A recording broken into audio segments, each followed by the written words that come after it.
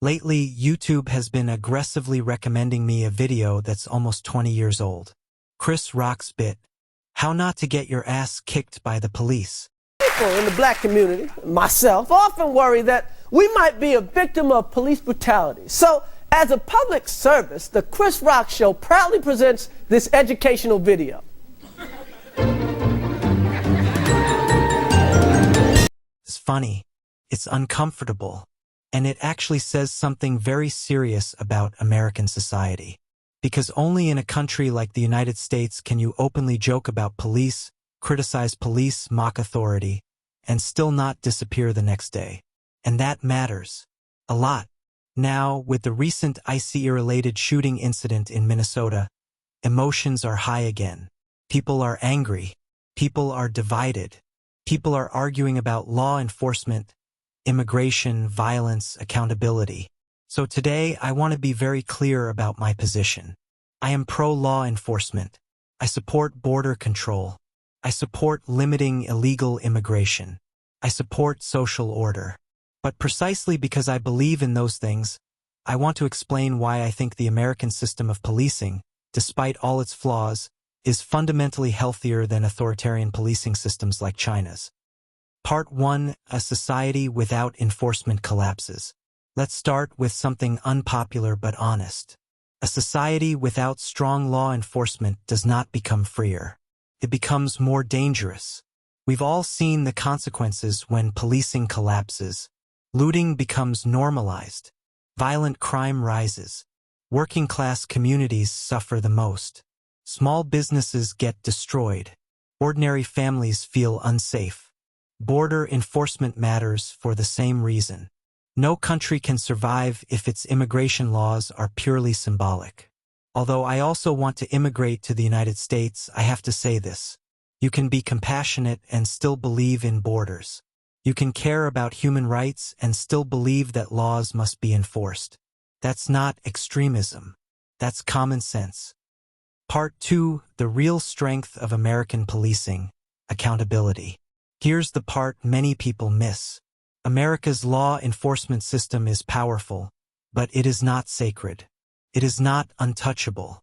It is not immune to criticism. Police officers here get filmed by civilians, investigated by journalists, sued by lawyers, questioned by courts, criticized by politicians, mocked by comedians. That's not weakness. That's strength. Chris Rock can make a comedy routine about police behavior, and instead of being arrested, he becomes a cultural icon. People protest police actions in the streets. Families of victims go on television. Lawyers challenge official narratives. Media organizations demand transparency. This isn't anti-police chaos. This is institutional self-correction. It's messy.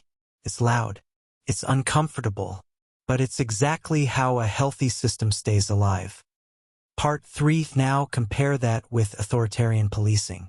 To understand why this matters, we need to look at a different model.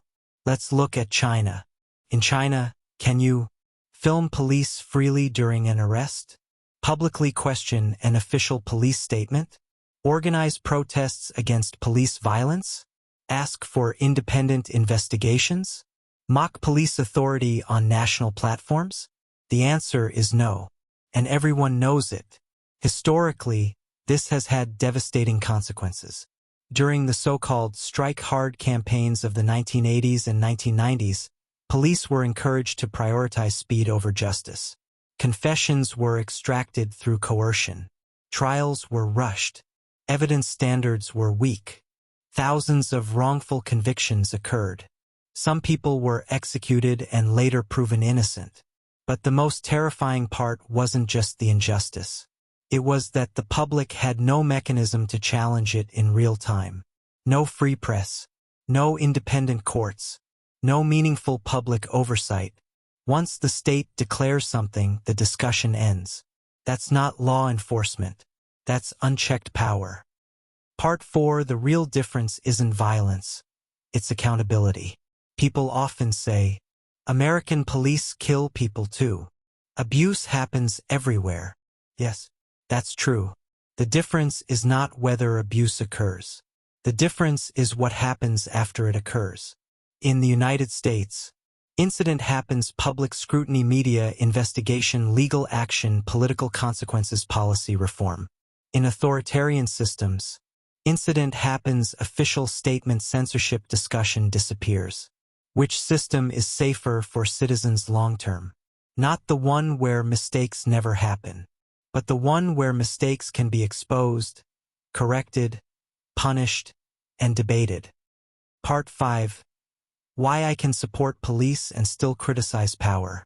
This is where many people get confused. Supporting law enforcement does not mean blind obedience to authority. Supporting borders does not mean supporting abuse. Supporting order does not mean rejecting accountability. In fact, it's the opposite. If you truly believe in law and order, you should want clear standards for police behavior, transparent investigations when things go wrong, real consequences when authority is abused. Because without those things, the law loses legitimacy. Power without accountability doesn't protect society. It protects itself. Closing, the uncomfortable truth. Here's the uncomfortable truth. America's system looks chaotic because it allows disagreement. It allows criticism. It allows conflict. But that chaos is a feature, not a flaw. It means no institution, not the police, not politicians, not federal agencies, is beyond question. And that's why, despite everything, this system still deserves to be defended. Not because it's perfect, but because it can still be corrected. The real danger isn't a police force people argue with. The real danger is a police force people are no longer allowed to question. That's the difference. And that difference matters more than most people realize. I'm Lino, see you in the next video.